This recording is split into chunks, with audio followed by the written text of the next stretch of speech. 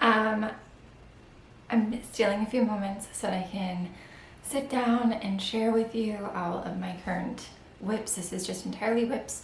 And then I brought up some of my knitting books. I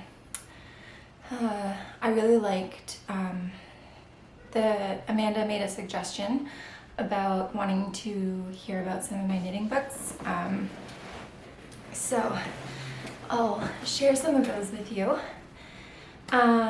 This morning we went and got vaccinated. So that was really exciting. And I just got Van down for a nap, so I thought I would steal a few moments and share with you. I'm in Nick's office, his new office. This used to be my dye studio. The light in here is so nice, and I can close the door and him and Otis are downstairs, so hopefully I can get through this without any interruptions. Starting with whips, last time I showed you my test knit. I've made some progress on it. So there's no name for the pattern yet, but this is where I'm at. So I've done the neckband. I've obviously joined the shoulders because you start from the bottom and work your way up. And I have done one entire sleeve. I've technically at this point knit the body longer than the pattern recommendation. So from like the underarm to there, that's how much I've knit. The pattern said to knit basically 7.75 inches, and then you separate the back and the front, and then you knit X amount of length and then do your shaping and stuff like that. I think right now I'm sitting at 10 inches and I still feel like it's going to be super cropped. This is one of my favorite tops that I've ever made, sewn I should say, and it is cropped, so I'm kind of going based off of that. And I think the ribbing, the bottom ribbing is 2 inches. So I'm struggling. I feel like I've been working on this forever. The due date was technically the 25th, but it's been so hard to gauge where everybody else is at because it doesn't have a name. There's no hashtag, and I don't know who any of the other testers are. So, I mean, at this point I've gotten all of the hard stuff done, and I've shared my notes on that, and I kind of pick it up and knit on it when I just need something basic. I'm sorry about the motorcycles. So I think it's gonna be such a staple in my wardrobe for fall and winter. Maybe even some of the cooler summer nights. We actually just 2 days ago it got down to 4 degrees, so it was cold. But the yarn is the suggested yarn for the pattern, which is Woolly Mammoth Fiber Co. It's her BFL. I say Masham, but I hear so many people say Massam. Base, and the color is Wildflower. She's a natural dyer, so I think it's so cool that this was naturally dyed. And this is, so the pattern calls for the size that I'm knitting, which is size 1. I was supposed to test size 2, but it was massive. And even this, it's 10 inches of positive ease. So my size, I think the first 2 or 3 sizes calls for 4 balls. I've just started the 3rd. I think I'm basically gonna use 3. I don't see the need for 4. I ordered 5 just to be safe. So I'll probably use the leftover for maybe like a hat or something. But yeah, really, really happy with it. It's actually really soft yarn, not scratchy at all. What else did I bring up with me? I brought up my shawl because I have made a little bit of progress since the last time I shared. I started the next section, which has the eyelets in it, and that's with Sunshine. So the next, I have to keep doing the eyelets, and I think the next color I go into, it's in here somewhere. I think the next color is the Dew. It's either that or Eucalyptus. And I know last time I asked you guys what you would pick for the fourth contrasting color, and I think I'm gonna go with Keen for just a more low contrast final section, especially because it's so close to my face. Like this part will be the part that's closest to my face, I think. But I love this. I'm so happy that I cast it on. I haven't picked up and worked on the cowl for a little bit because obviously I'm trying to get through my test knit, so I have nothing to show you on that. I basically only cast it on. And I'm having a sample done up of the shawl in another kit color, but I haven't seen any sneak peeks yet. So yeah, this has been really, really fun to knit, which is so weird for me to say because I am not a shawl knitter. But I think because it is just garter stitch and then there's like the brioche and the color changes, it kind of keeps you going. So I've really, really enjoyed that. And I think I've enjoyed the shape of it too. I think that might also be another thing. My other whip that I thought I would show you is when I feel like crocheting sometimes, which I haven't been crocheting a lot lately. Last time I showed you my granny square blanket. I haven't really made any progress on that, but I have made a little bit of progress on my granny stripe blanket. So I think the last time I showed you, it was maybe down here. So I've added quite a bit. It's getting nice and long, and it is long this way as well. Maybe. Yeah, it's like basically from my toes to just past my boobs. But I really, really like this. So I keep this downstairs in the living room.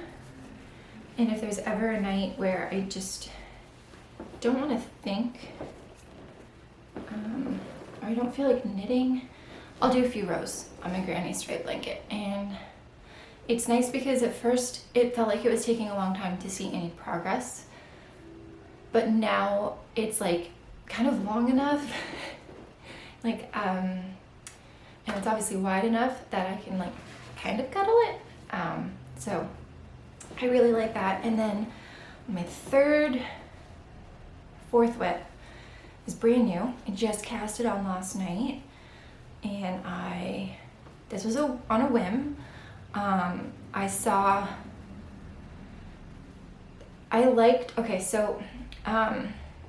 Midori High Rose from Knit Cafe Midori, I think that's her Instagram. She shared this sweater back in March, and it's funny because I saw it and I liked it, and I really like her ranunculus sweater, and there's a few other sweaters of hers that I have saved in my Ravelry, but I've just never cast it on yet. But I saw this and I was like, I'm obsessed. I actually saw one particular sweater on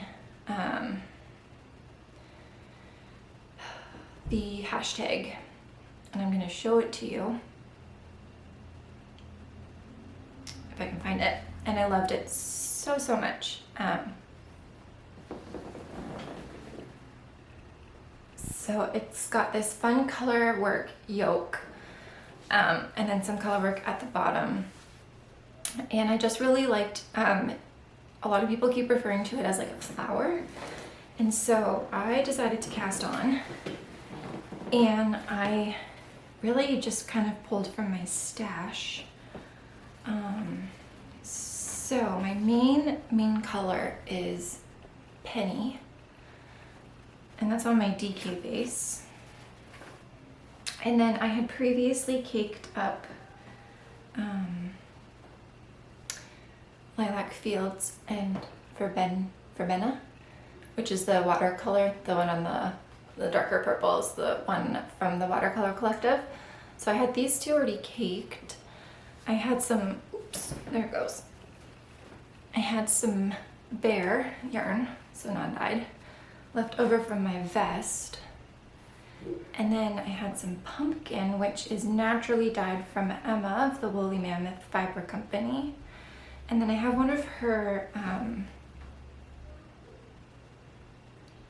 non-dyed, it's like a bear base, but it's gray.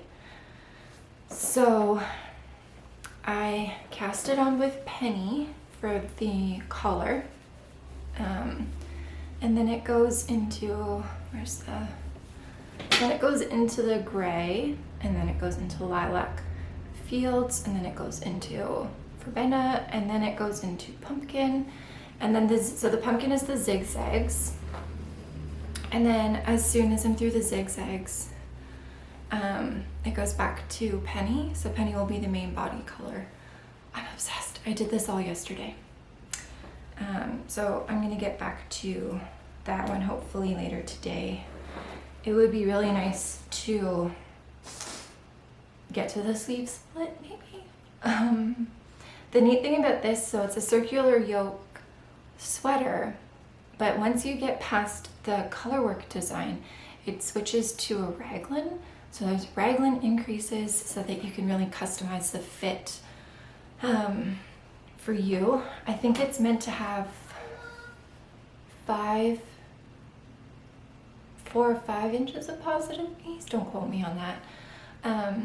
So I went with the size medium 1, which I think had a finished bust circumference of just over 40 inches. I'm a 34, so I thought, you know what, it's gonna be like a really, the floats are so pretty. I love the floats. But I thought because it's technically going to be like a fall winter sweater, I would still want there to be a little bit of room to wear like a t-shirt underneath, hopefully. But I love this knit. It is so much fun to work on. You're technically only supposed to have 3 colors, I think. Your main color and then 2 contrasting colors. I obviously went with more because I already had these all caked for something else that I never ended up casting on. So I'm very excited to keep working on it, and I am trying to figure out my wardrobe and my colors. I think I'm really starting to hone in on what I like to wear and what colors I gravitate towards and what I feel comfortable in. So like you can see, these like totally kind of fall under the same kind of spectrum with the purples and stuff. So I'm really, really excited to build my fall winter wardrobe. That's kind of my goal right now. I ordered some fabric, which I haven't done in a long time, some garment fabric, and I'm going to make myself some basics. So they're all linens that I ordered, and I have some more linens downstairs. So my goal is, I've been sewing a lot, quilting mostly, but I'm going to pull out all of my the fabrics that I want to sew up, and I'm going to probably just make, like, I want to make another one of these tops. I think this is the seam work pattern. I'll try and remember what it was that I made, but it's one of my favorites. It is a short sleeve,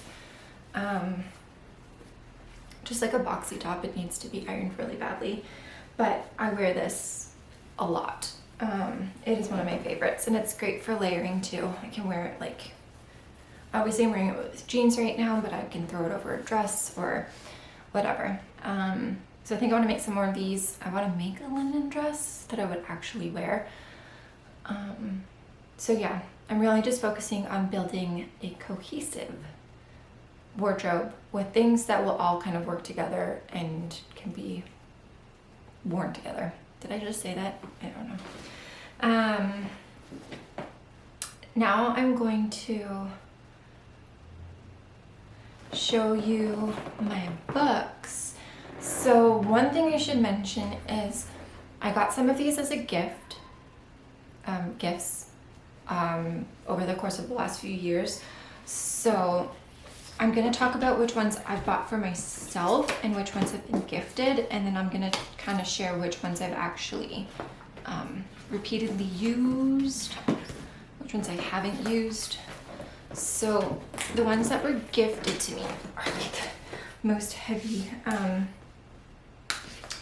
So this one's by Debbie Bliss. It's called The Knitter's Book of Knowledge. And this is kind of like a really great basic encyclopedia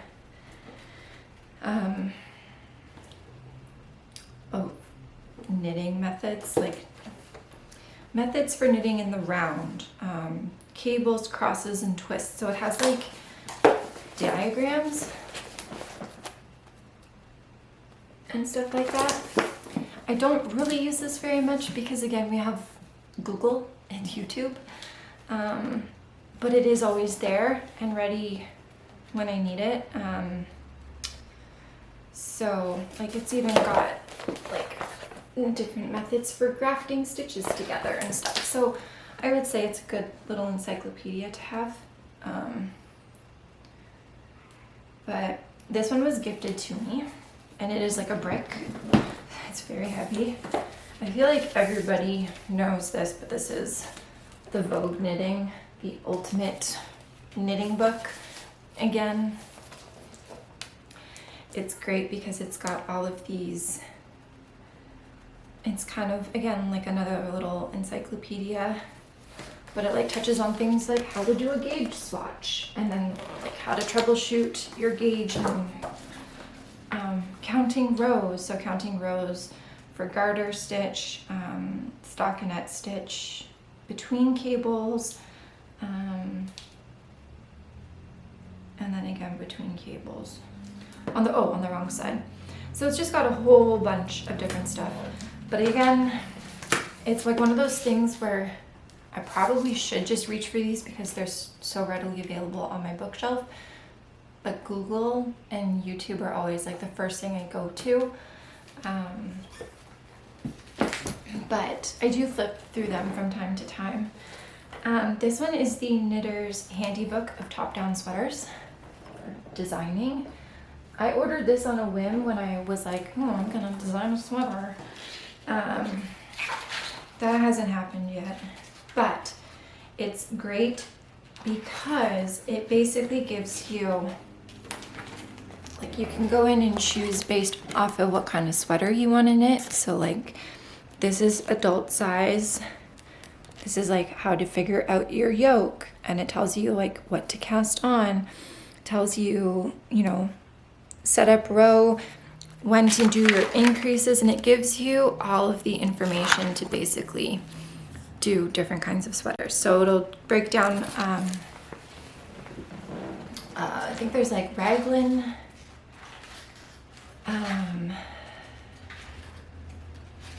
what are the different ones? There's cabled sweater, there's color work, there's top down, bottom up, a whole bunch of different. So it basically gives you the formulas.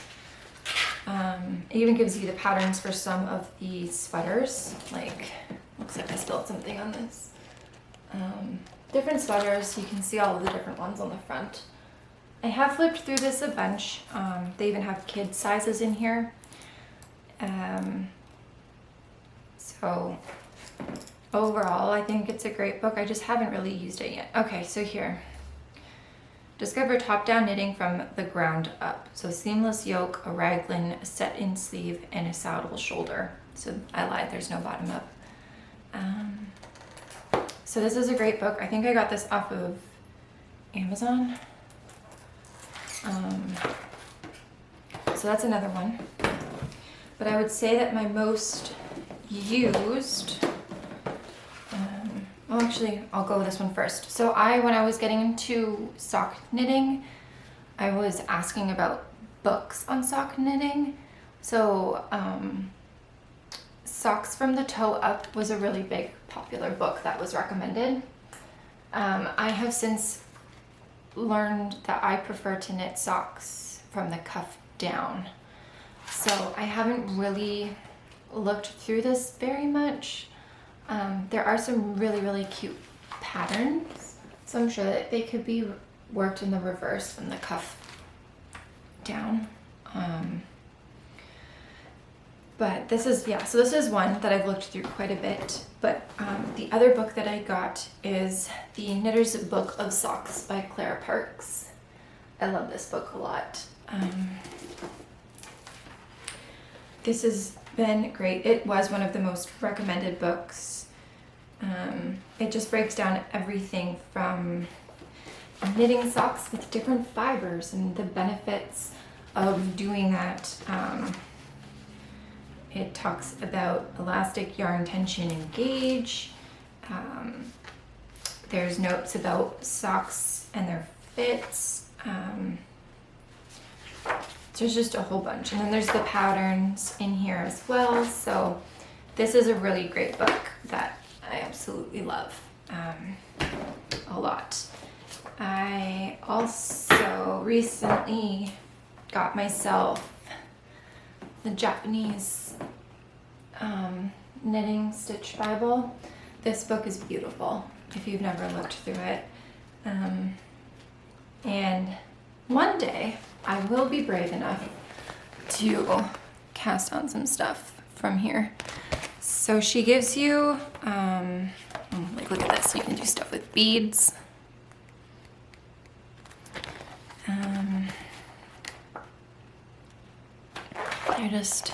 So you get the picture and then you get the chart. And then she breaks it down and tells you like different things that you can do. So like if you're doing an increase, like maybe for a sleeve, I don't know. There's borders. So it's just a really beautiful book. And I think the beginning of it, she does say like, these are, so there's 260 knitting stitch patterns.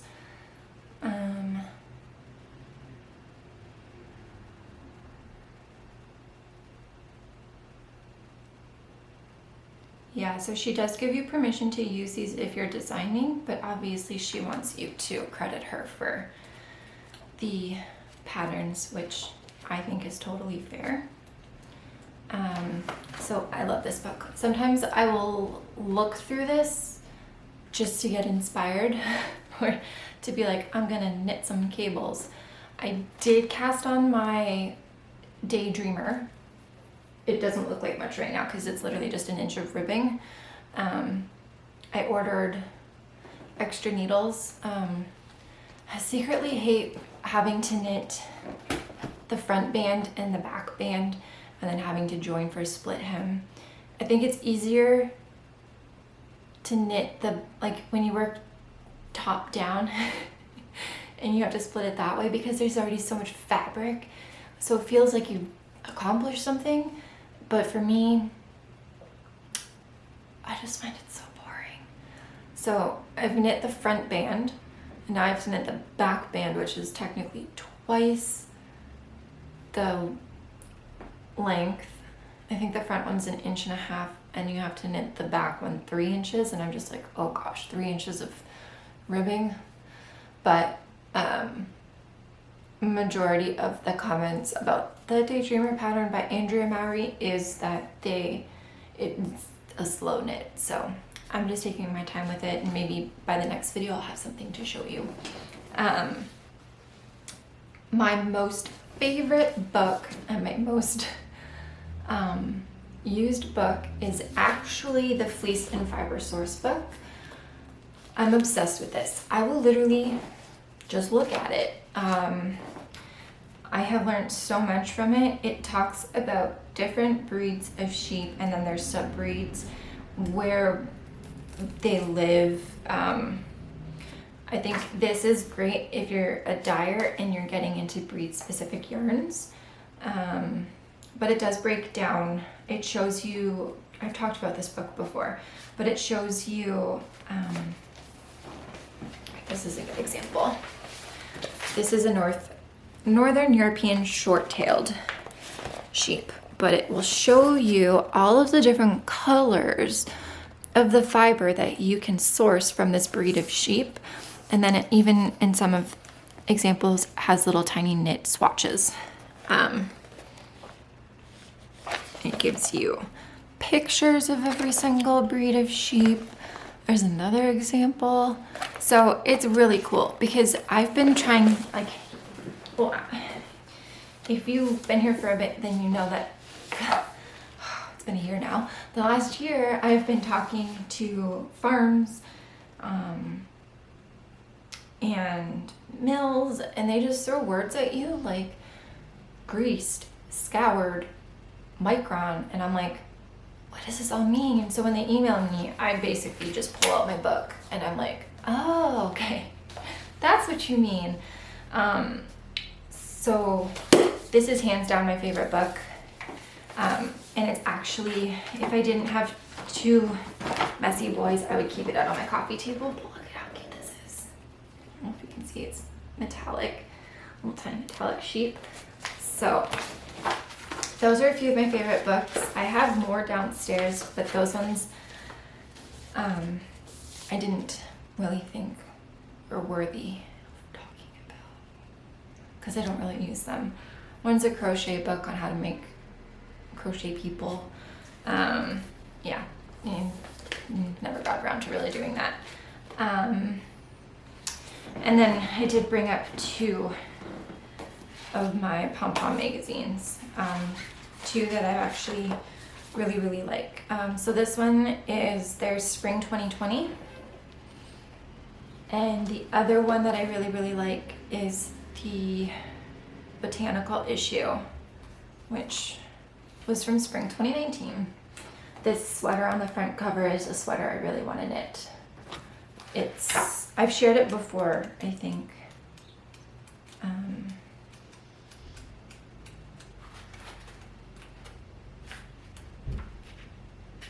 That's a good picture.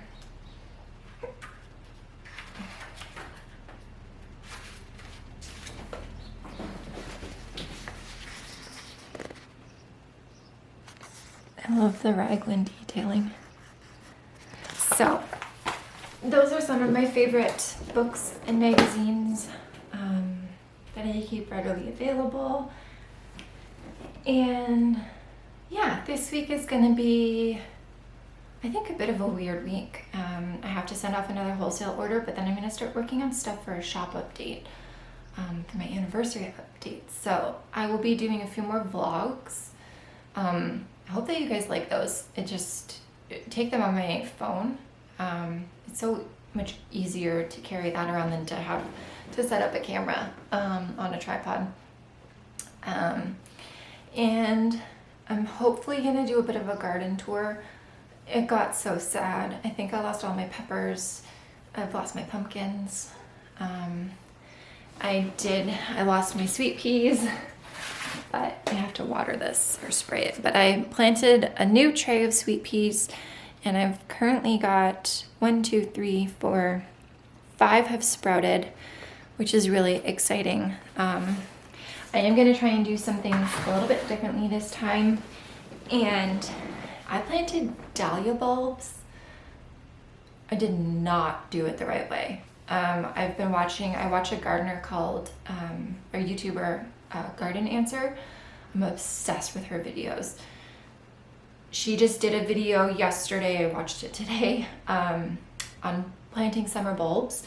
And so now I'm convinced that I need to order dahlia bulbs and just go dahlia crazy and forget the veggies because everything is not doing good. But to be fair, like, the 2 days ago when I got to 4 degrees, it felt like 0. And the biggest planting day for, so it got to 0. The biggest planting day for Ontario is technically the May long weekend, which is like May 2-4. So we should have been fine, and it's not good. So I'm gonna try and make lemonade out of the lemons. I'm so bad with sayings.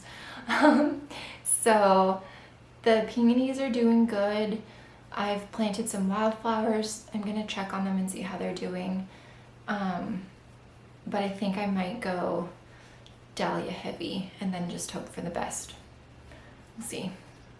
But yeah, that's everything from me. I'm gonna try and get this video edited and hopefully up on Patreon, at least in the next 2 days. But yeah, I hope that you enjoyed seeing my whips, seeing some of my books. If you have any questions, just leave them below.